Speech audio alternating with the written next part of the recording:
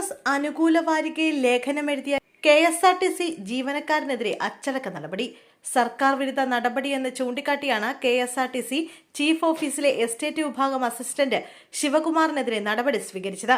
ഇയാളെ തിരുവനന്തപുരത്ത് നിന്ന് കാസർകോട്ടേക്കാണ് സ്ഥലം മാറ്റിയത്. കൃത്യസമയത്ത് ലഭിക്കാത്ത ശമ്പളം, പെൻഷൻ, കട്ടപ്പുറത്തിരിക്കുന്ന ബസ്സുകൾ, കടക്കണി എന്നിങ്ങനെ നിലവിൽ KSRTC നേരിടുന്ന പ്രതിസന്ധികൾ എണ്ണി പറയുന്നതാണ് ലേഖനം. ശിവകുമാറിന്റെ ലേഖനം സർക്കാർ വിരുദ്ധമാണെന്നും പൊതുസമൂഹത്തിലും ജീവനക്കാർക്കിടയിലും കോർപ്പറേഷനെ കുറിച്ച് അവമതിപ്പ് സൃഷ്ടിക്കാൻ ഇടയാക്കിയെന്നും ചൂണ്ടിക്കാട്ടിയാണ് മാനേജ്മെന്റിന്റെ അച്ചടക്ക നടപടി.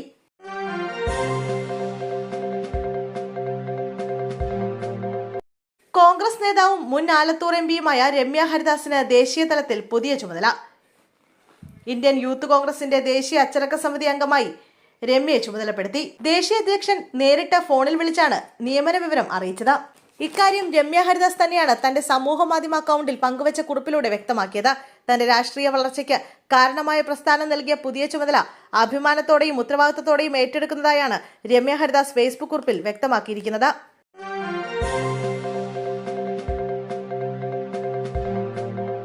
ചേർത്തലയിൽ കൈക്കൂലി വാങ്ങിയ സംഭവത്തിൽ മോട്ടോർ വാഹന വകുപ്പ് ഇൻസ്പെക്ടർ വിജിലൻസ് പിടിയിൽ.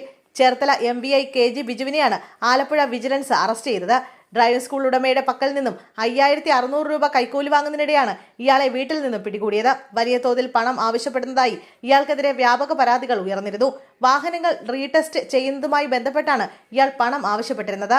റീടെസ്റ്റിന് വാഹനങ്ങളുമായി വരുന്നവരെ ഇയാൾ നിരന്തരം കാത്തു നിർത്തിച്ച് നിരന്തരം ബുദ്ധിമുട്ടിച്ചിരുന്നതായും പരാതികളുണ്ട്.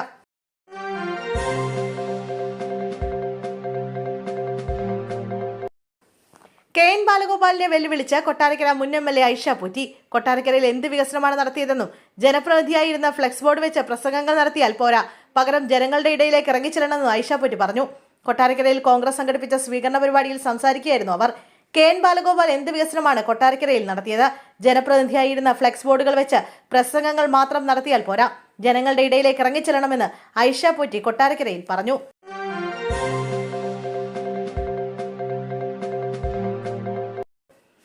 ശശി തരൂരിനെ കോൺഗ്രസ് ഭീഷണിപ്പെടുത്തി നിർത്തിയിരിക്കുകയാണെന്ന് വിദ്യാഭ്യാസ മന്ത്രി V ശിവൻകുട്ടി. തരൂർ CPIM-ലേക്ക് വന്നാൽ സ്വീകരിക്കുമെന്നും ആരും ഈ പാർട്ടിയിൽ വേണ്ട എന്ന് തങ്ങൾ പറയില്ലെന്നും ശിവൻകുട്ടി പറഞ്ഞു. ശശി തരൂരിനെ കോൺഗ്രസിന്റെ ചില കേന്ദ്രങ്ങളിൽ നിന്ന് ഭീഷണിപ്പെടുത്തിക്കൊണ്ടിരിക്കുകയാണ്. അദ്ദേഹത്തിന്റെ മുഖം കണ്ടാൽ അറിയാം. കോൺഗ്രസ് ജയിക്കണമെന്ന് തരൂർ ആഗ്രഹിക്കുന്നതായി തോന്നുന്നില്ല.